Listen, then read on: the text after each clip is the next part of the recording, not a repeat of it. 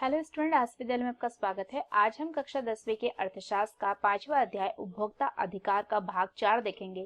तो चलिए बच्चों स्टार्ट करते हैं। आज हम देखेंगे आईएसआई मार्क और एग मार्क। विभिन्न वस्तु खरीदते समय आपने आवरण पर लिखे अक्षर आईएसआई या एग मार्क या होल मार्क के शब्द चिन्ह या फिर जिन्हें हम लोगो बोल सकते हैं को अवश्य देखा होगा।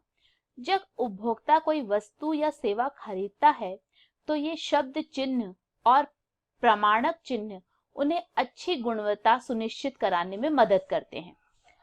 देखिए, जब भी कस्टमर कोई प्रोडक्ट खरीदता है और उस प्रोडक्ट पे अगर आईएसआई के मार्क्स जो होते हैं या एग मार्क या होल मार्क जो है, अगर उस पे वो लोगो लगा रहता है तो कस्टमर को बहुत आसानी होती है ये समझने में कि जो वस्तुएं वो खरीद रहा है वो बहुत ही अच्छी क्वालिटी की है और ये गवर्नमेंट के द्वारा जो है उनकी क्वालिटी को मतलब को प्रमाणित की गई है, उनको उनके द्वारा जो है वो चेक की गई है और उसके बाद ही जो है यह लोगो जो है वो ये यूज कर रहे हैं। ऐसे संगठन जो अनुवीक्षण तथा प्रमाण पत्र को जारी करते हैं उत्पादकों को उनके द्वारा श्रेष्ठ गुणवत्ता पालन करने की स्थिति में लोगों को प्रयोग करने की अनुमति देते हैं।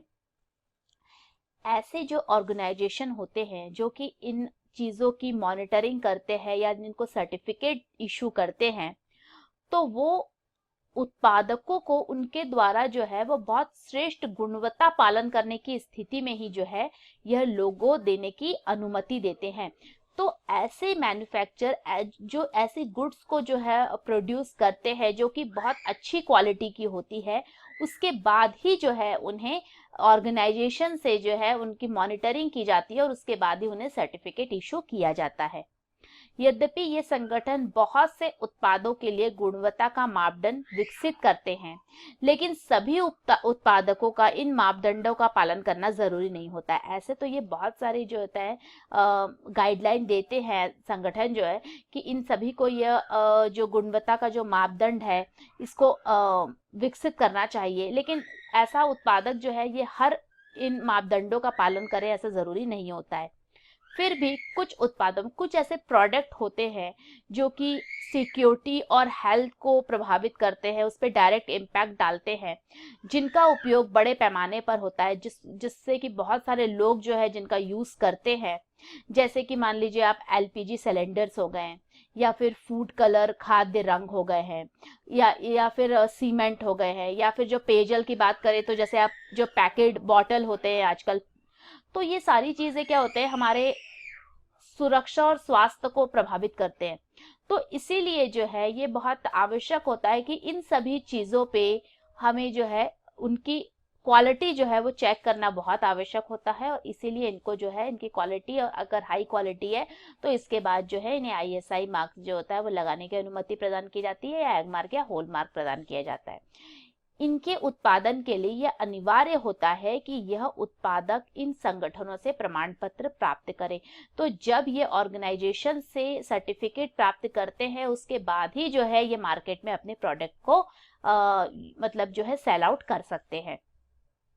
उपभोक्ता आंदोलन को आगे बढ़ाने के संबंध में देखिए, 24 दिसंबर को भारत में राष्ट्रीय उपभोक्ता दिवस के रूप में मनाया जाता है। इसे जो है नेशनल कंज्यूमर डे के रूप में मनाया जाता है 24 दिसंबर। क्यों? क्योंकि 1986 में 24 दिसंबर के दिन ही भारतीय संसद ने उपभोक्ता संरक्षण अधिनियम पारित किया था और भारत उन देशों में से है जहां उपभोक्ता संबंधी समस्याओं के निवारण के लिए विशिष्ट न्यायालय है। तो हम बहुत लकी है कि हम एक ऐसे देश के नागरिक हैं जहां पे कंज्यूमर की जो प्रॉब्लम है, उनकी जो समस्याएं हैं उनको समझा जाता है और उसको सुधारने के लिए, उनका निवारण करने के लिए जो है यहाँ पे कोड्स भी बनाए गए हैं। जैसे कि आपने पिछले लेक्चर में मैंने आपको बताया बच्चों, जिला स्तर पे जो है वो जिला कोर्ट की स्थापना की गई है। इसके अलावा राज्य स्तर पे जो है वो राज्य आयोग की स्थापना की गई है और राष्ट्रीय स्तर पर राष्ट्रीय आयोग की स्थापना की गई है। कोई भी उपभोक्ता जो है अगर उनकी ये शिकायत होती है तो वो तीनों ही न्यायालय में जाके अपने मुकदमे जो है वो बता सकता है, उसकी अपील कर सकता है। भारत में उपभोक्ता आंदोलन ने संगठित समूहों की संख्या और उनकी कार्यविधियों के मामले में कुछ तरक्की की है।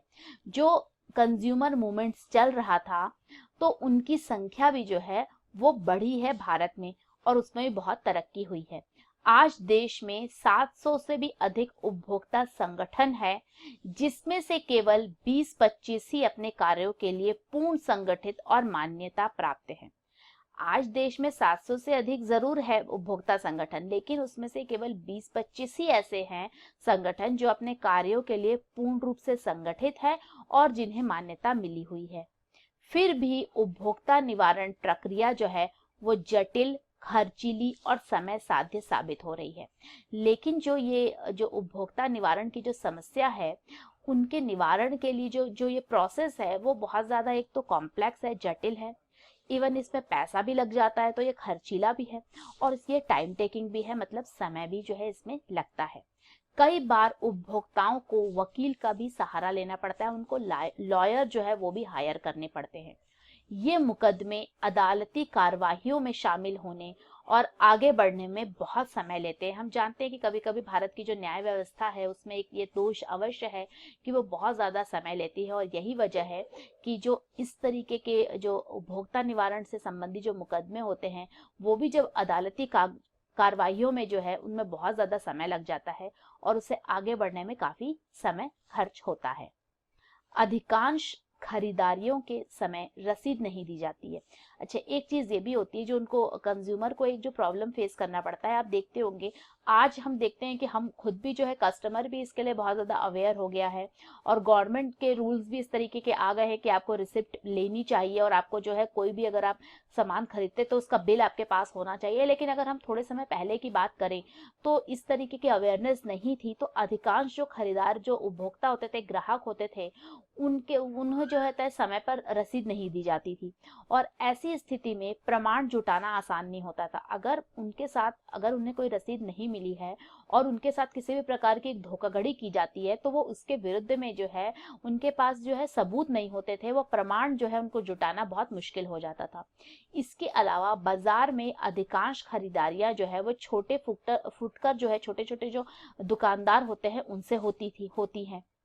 दोषयुक्त उत्पादकों से पीड़ित उपभोक्ताओं की क्षतिपूर्ति के मुद्दे पर मौजूदा कानून भी बहुत स्पष्ट नहीं है। कोपरा के अधिनियम 25 बनने के बाद के अधिनियम के 25 वर्ष बाद भी भारत में उपभोक्ता ज्ञान बहुत धीरे धीरे फैल रहा है। तो कोपरा के बनने के बाद 1986 में बना है, और उसके बाद भी अगर हम देखते हैं आज 32-33 साल हो गए हैं, लेकिन भारत में जो है अभी भी लोगों में जो अवेयरनेस है वो बहुत धीरे धीरे फैल रही है अपने राइट्स को लेके। श्रमिकों के हितों की रक्षा के लिए कानून के लागू होने के बावजूद खास तौर से असंगठित क्षेत्र में ये कमजोर है। तो ऐसे क्षेत्र में जहाँ पे जो वर्कर हैं, जो लेबर हैं, जो कि अनऑर्गेनाइज सेक्टर में काम करते हैं, उनमें वहां उनके हितों की रक्षा के लिए कानून अवश्य है, लेकिन उसके बावजूद भी जो है वो कमजोर है। इस प्रकार बाजारों के कार्य करने के लिए नियमों और विनियमों का प्राय पालन नहीं होता है। मार्केट में जो हम लोग जो कार्य करते हैं उसके लिए जो रूल और रेगुलेशन बनाए गए हैं उनका अच्छी तरीके से पालन जो है वो नहीं होता है, जिसकी वजह से हम देखते हैं कि कंज्यूमर को जो है वो प्रॉब्लम फेस करना पड़ता है। फिर भी उपभोक्ताओं को अपनी भूमिका और अपना महत्व समझने की जरूरत है। बहुत जरूरी है कि जो कंज्यूमर होता है उन्हें भी अपनी भूमिका के बारे में पता हो और उन्हें अपना महत्व भी पता हो।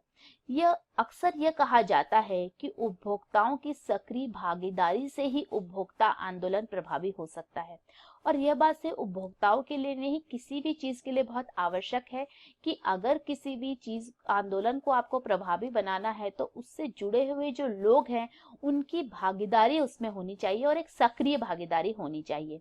इसके लिए स्वैच्छिक प्रयास और सबकी साझेदारी से युक्त संघर्ष की जरूरत पड़ती है। So what did we learn today? आज हमने क्या पढ़ा और क्या सीखा?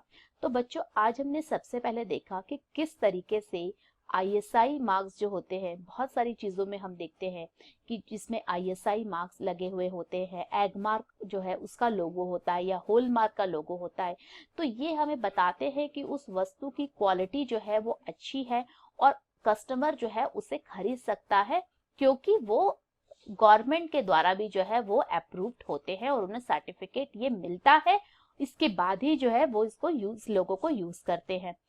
इसके अलावा हमने देखा कि कस्टमर्स के जो कंज्यूमर के जो राइट्स हैं उन्हें जो है पाने के लिए बहुत आवश्यक होता है कि खुद कंज्यूमर में भी जो है वो जागरूकता उत्पन्न हो। अगर वो भी जो है वो जागरूक होंगे तो उतनी ही ज्यादा जो है ये चांसेस कम हो जाएगी कि उनके साथ जो है किसी भी तरीके का धोखाधड़ी हो या फिर उनके साथ जो है अनफेयर हो।